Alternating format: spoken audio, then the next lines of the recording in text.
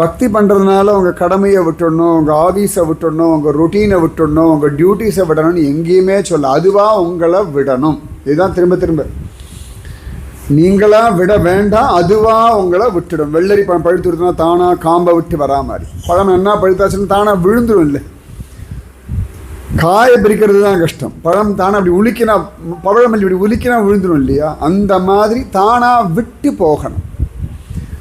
கடமைகளை பண்ணிகிட்டே இருக்கும்.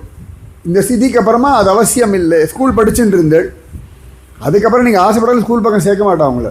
ஆனால் நீங்களே ஒரு அலுமினியன் ஃபங்க்ஷன் வச்சு அப்போ போய் ஸ்கூல் பக்கம் காலேஜ் பக்கம் போய் உட்காந்துக்கலாமே ஒழிய திரும்பியும் ஸ்கூல் காலேஜுன்னு வரவே வராது. ஏன்னா அந்த லெவல் கடந்துட்டோம், இனி அது கிடையாது. அப்போ இந்த ஜென்மாவில் இருக்க ரொட்டீன்லாம் இருக்கே, கடமைகள்லாம் இருக்கே அப்படின்னா இன்னும் அந்த லெவல் அடையலை. அடைஞ்சால் விட்டுடும், அவ்வளோதான். அடையிற வரைக்கும் போயிட்டே தான் இருக்கும். இது நிற்காது. நதி ஓடுறா போல தான் வாழ்க்கை.